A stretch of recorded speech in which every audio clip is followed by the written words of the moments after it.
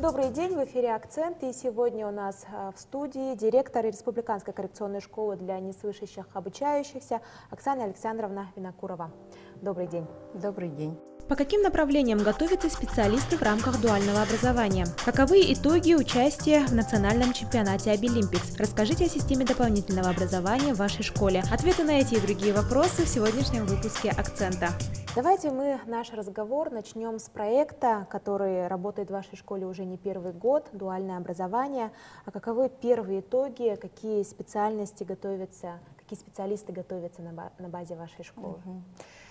На базе нашей школы в целях активной социализации наших детей мы третий год реализуем дуальное образование.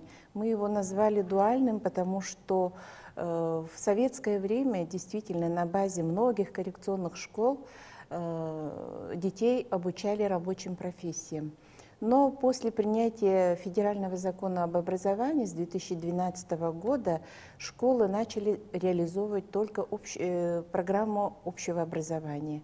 В связи с этим вот те нужные рабочие специальности, которые как бы нашим детям давали некоторый социальный люфт, для того, чтобы они были для них более были гарантированы какие-то рабочие места после окончания школы, они канули в лету. И в целях не восстановления, может быть, да, советских традиций, но в целях целесообразности, в целях какой-то социальной адаптации наших детей к нашим реалиям, мы решили 3 года тому назад открыть рабочую профессию на базе техникума-интерната для инвалидов. В нашей республиканском техникуме-интернате мы открыли специальность рабочую повар. Повар-кондитер. И вот уже третий год, в этом году будет третий год, как наши дети вместе с аттестатом получают свидетельство об освоении рабочей профессии.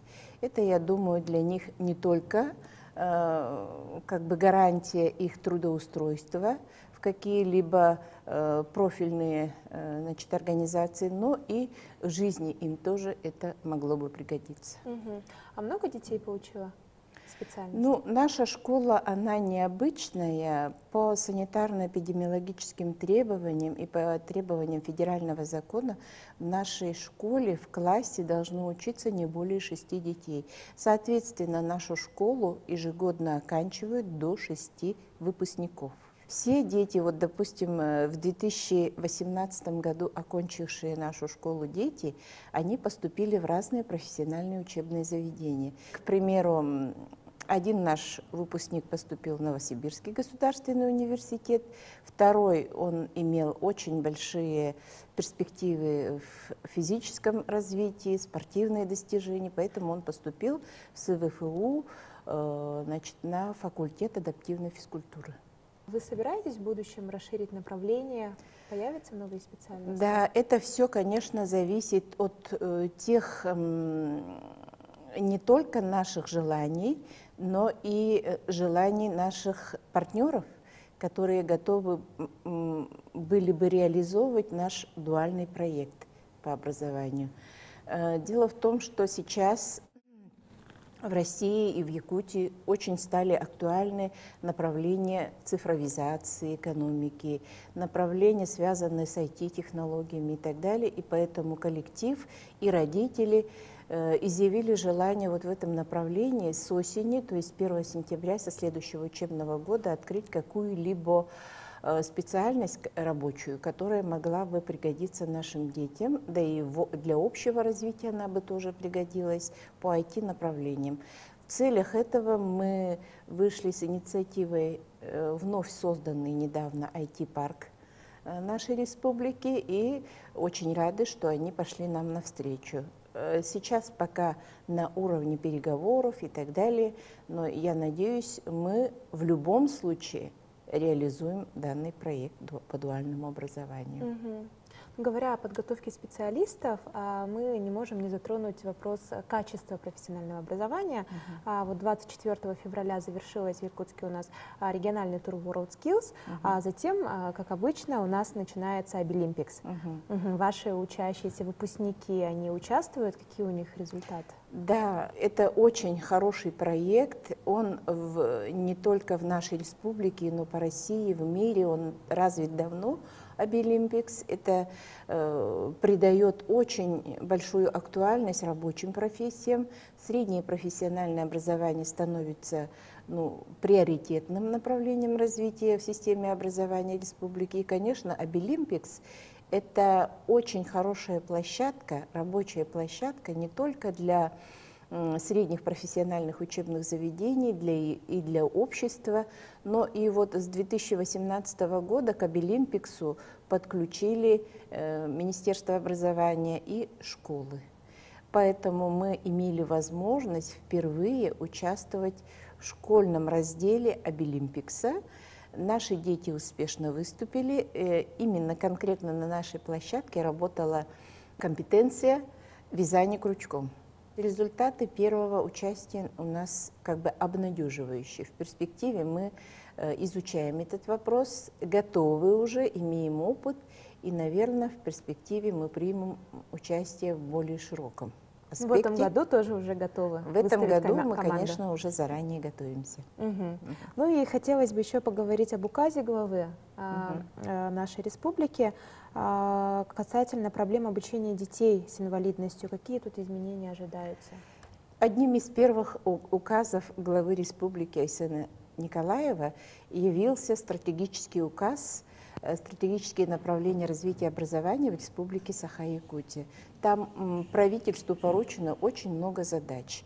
К 2020 году, к 2024 году достичь очень многих целевых индикаторов.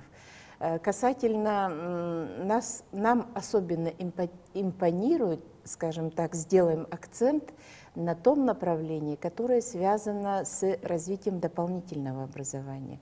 Именно в указе этом указано, что к 2024 году 70% детей с ограниченными возможностями здоровья должны быть охвачены дополнительным образованием. Дополнительное образование, помимо общего образования, дает ребенку все. Для любого ребенка, но для наших детишек с особыми образовательными потребностями дополнительное образование – это путь к самому себе, путь к раскрытию своего таланта, путь, который помогает им реализовывать себя, интегрироваться в общество. К примеру, в нашей школе по 3 направлениям мы очень плотно работаем. Это художественно-эстетическое воспитание наших детей. В рамках этого направления у нас работают реальные проекты, например, театр моды Чагыл.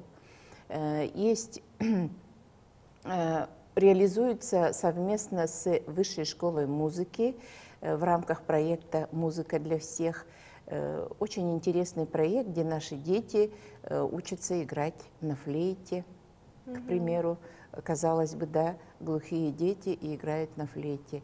Но этот проект, он у нас идет пока 3-й год, и мы надеемся, он даст нам какие-то плоды. Второе направление, наши дети очень плодотворно, скажем так, занимаются не только физической культурой, но и многими направлениями спорта высших достижений. К примеру, наш ученик Андрей Винокуров, он в 2018 году стал чемпионом мира по вольной борьбе. И на него возлагаем большие надежды, что он станет. Сейчас он выехал на сборы и войдет в состав сборной Российской Федерации. Замечательно. Да. И 3-е направление, которое мы реализуем, это то дуальное образование, о котором мы с вами уже говорили. В стенах вашей школы, получается, 100% каждый ребенок занят определенным направлением. Да, на сегодня уже 100% детей охвачены дополнительным образованием. Мы уже выполнили указ главы республики, можно так сказать. Оксана Александровна, в эти дни также вы готовите благотворительный концерт. Скажите подробнее. Я вот уже подчеркнула, что наши дети очень талантливы, но талант, он в стенах школы не может развиваться бесконечно и достичь более весомых результатов, поэтому мы поддерживаем наших детей, которые изъявляют желание участвовать. Они неоднократно становились победителями многих региональных конкурсов, и на сегодня они имеют приглашение на 2 больших мероприятия, один из которых мы решили поддержать. Это участие в международном фестивале в городе Санкт-Петербурге в начале мая месяца.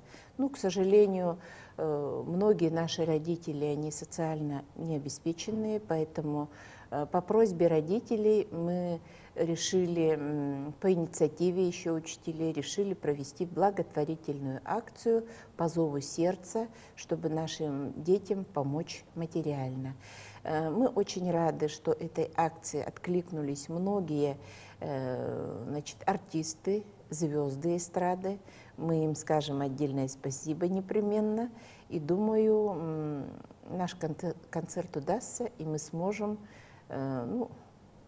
помочь нашим детям оказаться на высоте художественного творчества и музыкального Олимпа. То есть ваши дети будут на концерте выступать совместно со звездами эстрады? Мы подготовили предварительно 22 музыкальных номера. Половина из этих номеров она идет в проекте со звездами якутской эстрады.